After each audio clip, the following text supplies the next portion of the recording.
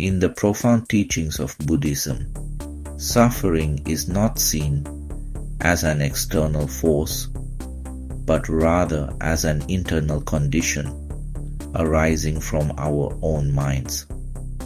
At the heart of this suffering lies a powerful force desire or craving. Buddhism identifies three primary roots of suffering: greed, hatred, and ignorance. These three afflictions, like intertwined vines, create a cycle of suffering that perpetuates itself. Of these, greed, or tanha in Pali, plays a particularly significant role. Desire, in its essence, is a relentless thirst for change, a constant yearning for things to be different, better, or more. It is rooted in a fundamental misunderstanding of impermanence and the nature of self. Before we delve into the nature of greed, let's explore how our minds function. We possess 6 sense faculties: sight, sound, smell, taste, touch, and mind. For example, when an object, such as a flower, comes into contact with our eyes, our visual consciousness arises.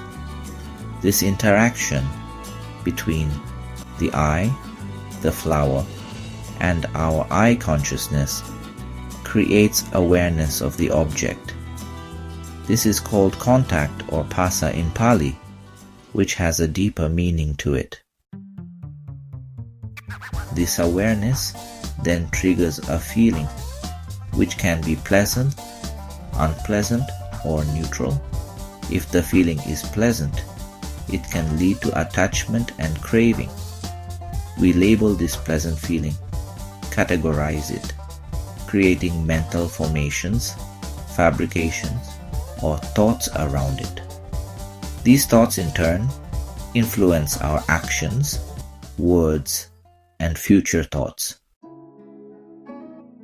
Unless our minds are still and observant, we may not be able to discern these processes as they occur with incredible speed. The combination of a pleasant feeling, attachment, labeling, and unskillful thinking, rooted in the illusion of self, fuels greed.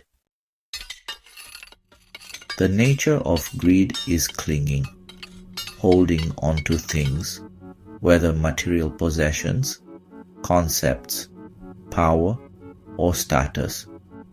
This clinging reinforces the belief in a separate self, an I or me, leading to feelings of separation from others. This sense of separation fuels the need to feel special, the craving for validation, and a strong attachment to our own self-image. The fundamental error lies in the delusion of self, the false belief that we are a fixed entity, separate from the ever-changing flow of existence. This delusion, coupled with the false notion that desire can bring lasting happiness, forms the core of greed. The ego, born from this attachment to self, creates a false sense of identity, leading to dissatisfaction and suffering. How does greed manifest as suffering? Greed is like drinking seawater. It only quenches thirst temporarily, leaving us craving more. We cling to the belief that fulfilling our desires will bring lasting happiness and security, but holding on to them is like grasping a burning ember. The tighter we hold, the more it burns. The problem lies not in having goals or enjoying the good things in life, but in clinging to them with a false sense of self. By nature, the mind is pure and tranquil. Greed arises and passes like fleeting clouds. The key is to observe these desires without judgment, to acknowledge them without attachment. By letting go of our grip on them, we can find lasting contentment and peace. Our actions, words, and thoughts create karmic seeds which perpetuate the cycle of suffering. To break free from this cycle, we must cultivate practices that tame greed. Buddhism offers a path to liberation through practices such as cultivating gratitude for what we have, living simply, and focusing on what truly matters, practicing generosity, and engaging in mindfulness meditation to observe the rise and fall of desires without reacting.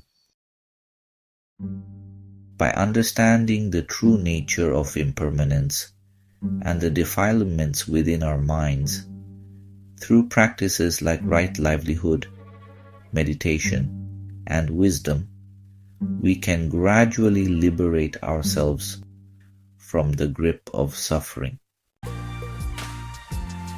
The journey of spiritual growth is a continuous endeavor, but with consistent effort and a compassionate heart, we can cultivate a life of peace, joy, and liberation. Let us meet another day to find the best within you.